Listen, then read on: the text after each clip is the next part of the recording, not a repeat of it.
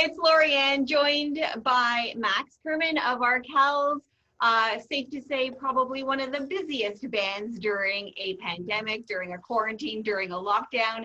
You guys created an entire album. I mean, how does that even happen? Yeah, I think as musicians, you always have to be resourceful. You're kind of like a small business, and you're gonna have to adapt with the times and figure out a way to make it work. And so for us, we spent the first part of quarantine doing these Instagram music classes online, just teaching people how to play our songs acoustically. And a lot of feedback was, oh, I'd love to hear these songs recorded properly in a stripped down variety. And so that kind of gave us the idea. We're like, oh, we're at home right now, and otherwise we'd be touring and we'd probably be too busy to work on a record like this. But right now it's like, let's really dig in and think about these songs and how we can reimagine them. So everybody recorded their parts from home, and we sent them to our keyboard player, Tony, who assembled them and arranged them. And, we tinkered for about, 3 or 4 months, and we recorded 17 songs and one new one. So we have 18 songs on the record. And it felt like a really productive way to be creative and use our time well while we were at home. So the album's called Campfire Chords.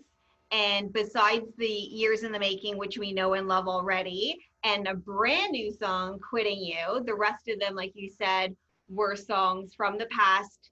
How did you pick them? Yeah, we kind of thought about like what songs would translate the best acoustically. We wanted to make sure some of our bigger songs were on there. So we have like a very stripped down 3-part harmony version of Leather Jacket. We have like a very sort of country, Western, twangy version of Knocking at the Door. We have kind of a gospel version of A Little Rain. And so we just kind of, it was a little trial and error, but we've done some of these songs acoustically live before. So we had a roadmap for what we wanted to do. And, I've shown the record to a few people. And I think the idea of just calling it an acoustic record, to me, sounds like a bit of a snooze. Like, I usually am not that interested in just acoustic records, but if you can reimagine songs, I remember hearing I'm Ready by Bryan Adams on his VH1 Storytellers version of it, and it's like this beautiful orchestrated version of that song. I'm like, okay, this makes me love the song that much more.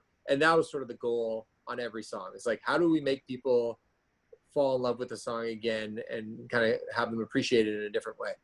Right, and make it perfect for like literally around the campfire, like a sing-along around the campfire. Well, that's right. Like our songs have always had this sort of sing-along DNA in them because they've always started with a very basic piano or guitar part and a very kind of sing-alongable melody. And we were just thinking about the way we're spending our time right now. And a lot of people are in backyards or around a campfire or sitting around a dock, and life is a little quieter right now. And we thought, like, how can we interact in that space? And it felt appropriate for us to kind of strip things down to the core, because I think that's what people are finding comfort in right now. I know for us, it's like, just thinking about like our deepest relationships and the more like intimate moments in life is the things that everybody's like leaning into right now during 2020. And that's what inspired Quitting You, right? Yeah, exactly. Yeah, that song sort of about like the nervousness and like the newness of a relationship, and then kind of thinking about like how you see it through and how you become sort of like a good partner. And we recruited our friend Kendall Carson to play fiddle on it. She played her part from Vancouver Island. We sent her the song and she played over top of it. Tony in our band played accordion on it, and it was just sort of like just a different sort of more laid back arrangement. And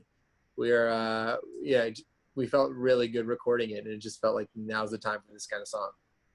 It's I can kind of wrap my head around you creating an album of songs that you already know and reimagining them being separate, but writing a brand new song in all of these different locations. I mean, for someone who doesn't do it, I just can't even imagine. I got to give you credit for that. That's crazy. No, thanks. Yeah, I wouldn't say it was all smooth. Like, it definitely took, okay, that song doesn't work, or, oh, this song works a little better than we thought it might. So it was definitely a little trial and error, but we had the time to think about it. We had the time to keep digging in. That's all we've had is time, right? Yeah. And not only did you write and record the new song, you also shot the video yourself in one take on an iPhone 11 Pro. Yeah. I mean, Yeah, you know, we couldn't do any big film shoots, right? Because we didn't want to have like, you know, 20 people on set, and it just didn't feel like the right thing to do. So yeah, we just went up to a friend's place that's like 120 kilometers north of the city, and he has like an off the grid location where he like lives there, and he has a little yurt and a little bunkie, and he's got that's some so cool. chickens, and that's and he brought in a little upright piano for us, and then that's where we did it. Wow, that's awesome. I love a yurt. I want to stay in one so bad. Yeah, yeah. Well, yeah, I can put you in touch. Thanks. You mentioned the Arkells music classes. And before we talk about something so cool that's coming up in a couple of days, I mean, the band's connection with Toronto sports is it's really something. It's really interesting. And you had Mitch Marner and Tyson Berry on one of those music lesson Instagram lives, right? How did that Yep. happen? Um, in February, I was lucky enough to join the Maple Leafs as a guest of Kyle Dubas, the general manager. He's a friend of ours, and he invited me to go on the road with the team to New York City. And I've known Tyson for a little while. When we played in Victoria, he came to the show, and I got to know Mitch a little bit on this trip to New York. And yeah, it's really fun to be able to travel with the team. And the exciting thing for us right now is that the band's first performance since March is going to be on Sunday night on Sportsnet across the country, honoring frontline workers before the Leafs game. So that'll be the first time that the band is together, and we're going to perform "Quitting You" and "Years in the Making," and it felt like that was like the right way, you know, to come together and do a performance right now. As a music fan and a hockey fan, I can't think of anything more cool than that in like the whole world. I mean, Yeah, us too. We're really excited about it. how stoked are you? That yeah, so that's happening on Sunday during the Budweiser One Team Tribute, and Mm-hmm. you'll be doing both songs, and we'll get to see you guys coming back together with hockey back on our TVs. I mean, it's gonna Yeah. be like an explosion of greatness. Yeah, we're thrilled to be involved.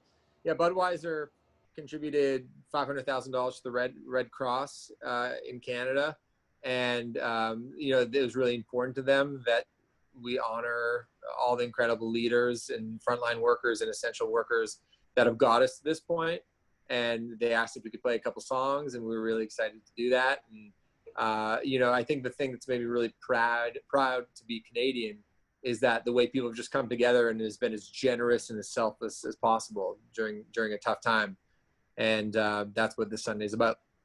I can't wait for it. We all can't wait for it. So thank you for joining us. We can watch the video and listen to the new song prior to that live performance on your social medias.